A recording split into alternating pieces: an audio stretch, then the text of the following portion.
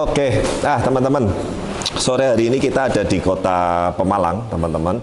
Nah, mungkin di vlog sebelumnya waktu awal pekerjaan proyek di Pemalang ini, jadi sebetulnya kolam ini kolam natural, tapi sekali lagi pasangan batu, tanaman dan lain-lain kita sesuaikan karena mengingat memang dimensi space-nya yang tidak terlalu besar, teman-teman.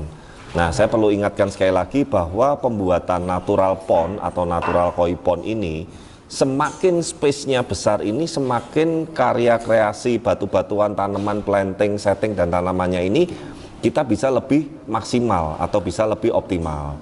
Nah, tapi sekali lagi ada kondisi tertentu yang memang terkadang seperti customer di Pemalang ini, di rumah baru beliau, itu memang space yang disiapkan untuk kolam koinya ini sudah terbatas, teman-teman.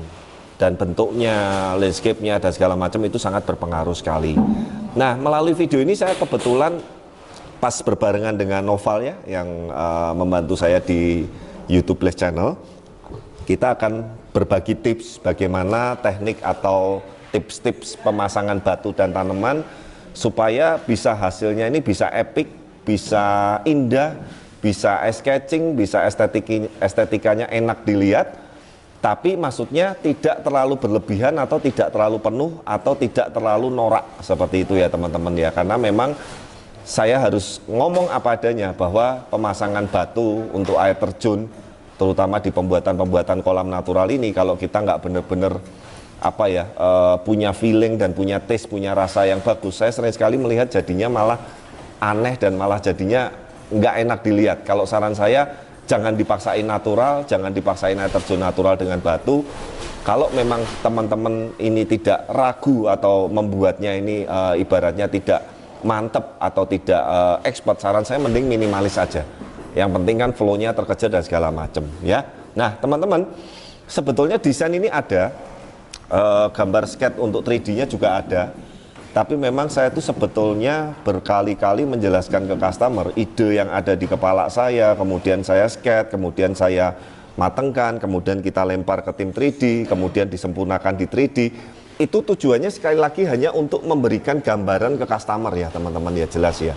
Tapi sebetulnya saya pun nggak pakai desain, nggak pakai gambar apapun, pasti akan jalan. Teman-teman dan tim juga nanti akan ngikutin saya, karena memang sebetulnya hal seperti ini tuh memang dari imajinasi, dari kreasi.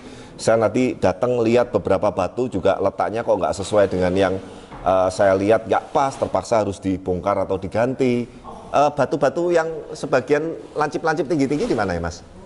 Ya nanti kita ke sana ya. Nah, nanti melalui video ini intinya semoga teman-teman bisa mengikuti dan semoga tipsnya nanti bisa bermanfaat sehingga mungkin buat teman-teman sesama pond builder pun atau teman-teman yang suka kolam-kolam natural ini bisa menjadi edukasi dan sharing yang bermanfaat ya. Setelah ini kita ikutin prosesnya seperti apa, kita nanti lanjut lagi.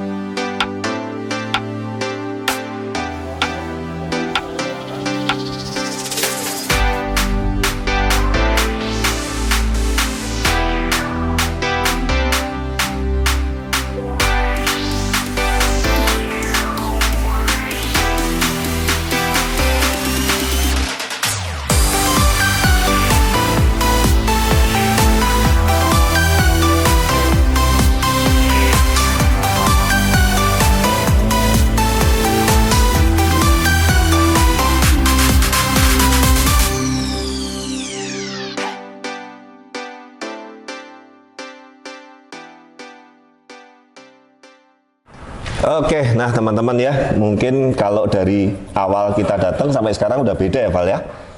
Udah kelihatan beda, padahal ini ya sebetulnya proses ini masih sekitar 50%-an lah teman-teman ya. Jadi Baru sebagian batu utama kita taruh, ada sedikit perpaduan dengan batu yang medium.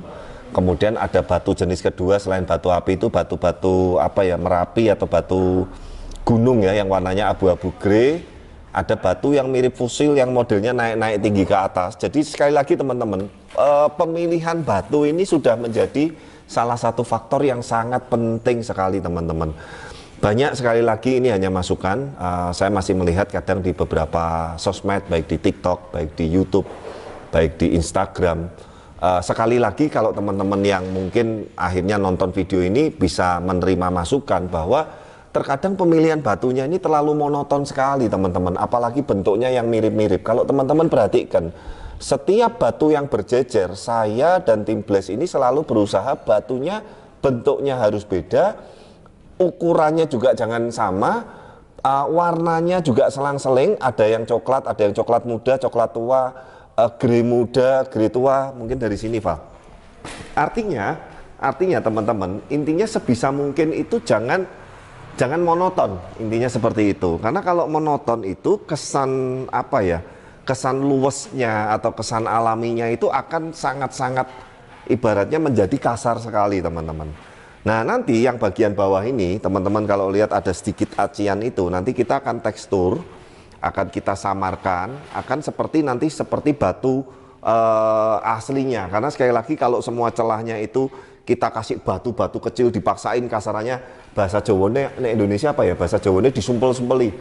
Aneh teman-teman, kadang saya melihat ini sebetulnya settingan batunya udah bagus tapi terpaksa yang lubang-lubang itu disumpel-sumpelin batu kecil-kecil. Contohnya batu kayak apa ya? Ada contohnya enggak Mas, batu sungai yang kecil-kecil? Ya mungkin cari gampang ya. Oh itu masih bagus, masih gede. Yang batu kayak biasa buat ya, coba sambil cariin ya, nanti biar saya kasih contoh. Nah, intinya teman-teman jangan dipaksain. Contohnya nih, sela-sela antara yang ketemu air terjun dengan batu itu. Supaya enggak kaku, saya selimurin ada sebagian tanamannya. Nangkep ya?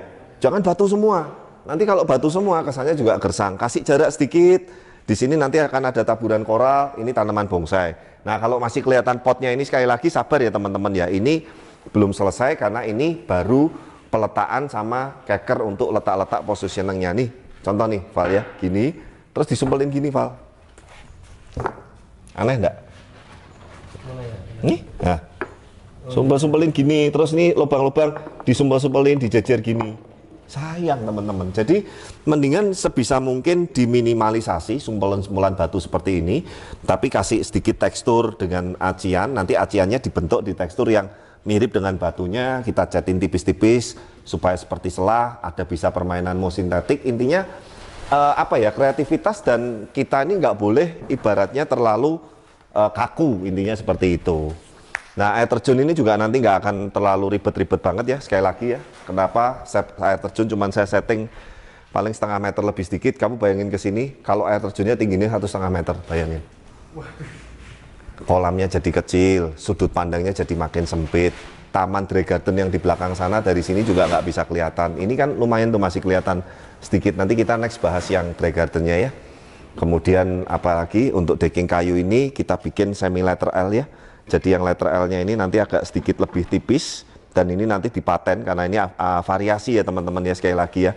Supaya isinya kesannya nggak kaku, yang sini nggak langsung ketemu granit teman-teman. Ada sedikit batunya, nanti sudut-sudutnya saya tadi udah bilang ke customer, kita taruh batu-batu juga supaya nggak luas, tapi batu-batunya tidak dipaten. Supaya kalau pas suatu saat butuh buka tutup filter, batunya ini bisa digeser-geser. Nah seperti ini teman-teman, jadi intinya memang case untuk di kolam natural ini lebih ribet daripada finishing yang minimalis, tinggal sudut-sudut siku seperti ini. Makanya kalau di Blaze pun dengan finishing kolam koi yang natural, harganya juga pasti lebih mahal dari yang minimalis. Karena otaknya kita, timnya, anak-anak kerjanya, finishingnya, mikir batu ini ketemu tanaman, letak di sini, nanti jatuhnya air terjun, estetikanya supaya bagus, belum mikirin supaya batunya ndak kaku, bentuknya besar kecilnya harus dipertimbangin semua. Jadi memang apa ya, sekali lagi kalau saya bilang istilah mahal murahnya itu tidak, tapi memang secara budget memang kolam natural ini harganya di atas kolam-kolam yang minimalis. Kalau secara spek konstruksi, spek filtrasi, Kemudian penataan chamber per chamber collectingnya saya pikir tidak ada yang berbeda atau tidak ada yang istimewa.